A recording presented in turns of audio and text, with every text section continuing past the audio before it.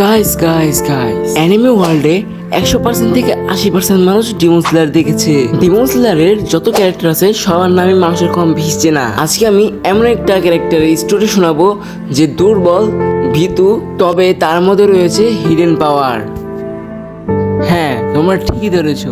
আজকে আমি যার কথা বলবো তার নাম হচ্ছে জেনেৎসু আগাতসুমা। তাহলে আজকের ভিডিওটি শুরু করা যাক।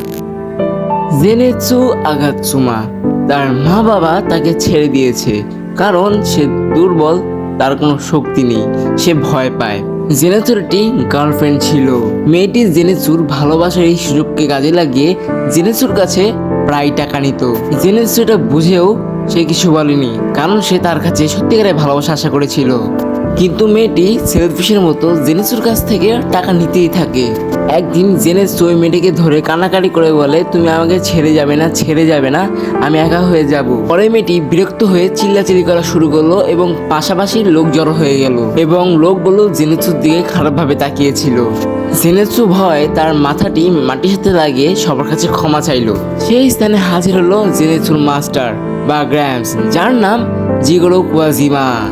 সে ওই লোকগুলোর কাছ থেকে জেনেৎসুকে ভালো দামে কিনে নিল। জেনেৎসু আগাতসুমা জিগোরোকে বলল, আপনি আমাকে কেন কিনে নিলেন?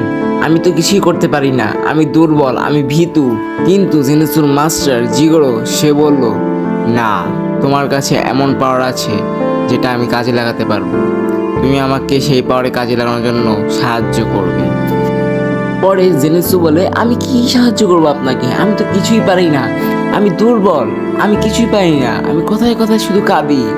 আমি কি সাহায্য করবো আপনাকে? আমার কাছে তো আপনাকে সাহায্য করার মতো কিছুই নেই। জিগোরো বলে, না, তোমার কাছে এমন কিছু আছে যেটা তুমি নিজেও জানো না। ওই পাওয়ারটাকে বের করার জন্য তোমাকে কঠোর পরিশ্রম করতে হবে, ট্রেনিং করতে হবে। তুমি আজকে থেকে আমার সাথে ট্রেনিং করবে যাতে তুমি সেই পাওয়ারটাকে আনলিশ করতে পারো।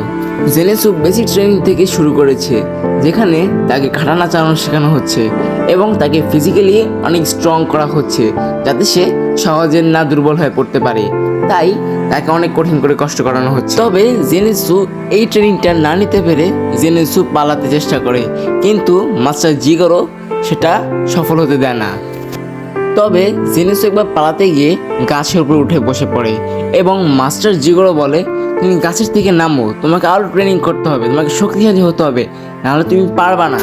জেনেৎসু মাস্টার জিগোরোকে মাস্টার না বলে গ্র্যাম্পা বলেছে, তাই জিগোরো রেগে বলেছে, তুমি আমাকে গ্র্যাম্পা বলবো না, আমি তোমার মাস্টার। এই কথার সাথে মাস্টার জিগোরো বলেছেন, তোমাকে করতে হবে, তোমাকে পারতে হবে, নাহলে তুমি ডিমনকে জীবনও মারতে পারবা না, শক্তিশালী জীবনও হতে পারবা না। তারপর জেনেৎসু বলে, আমি পারবো না, আমি জানি, আমি প্রত্যেক দিন রাতেবেলা কষ্ট করি, তাও কোনো এই কষ্টের উপকার হয় না। আমি ভীতু, আমি দুর্বল, আমার দ্বারা এসব হবে না, আমি পারবো না, আমি এভাবেই মরে যাব। জেনেৎসু গভীর কষ্ট পাওয়ার কারণে সে কাঁদতে থাকে, সে মন খারাপ করে বসে কাঁদতে থাকে। কিন্তু আকাশ থেকে পড়া বিদ্যুৎ জেনেৎসুর গায়ে লেগে যায় এবং জেনেৎসু মাটিতে পড়ে যায়। পরে মাস্টার জিগোরো দ্রুত জেনেৎসুর কাছে দৌড়ে গেল এবং জেনেৎসুকে বলল, জেনেৎসু তুমি ঠিক আছো তো? জেনেৎসু, তোমার তো কিছু হয়নি?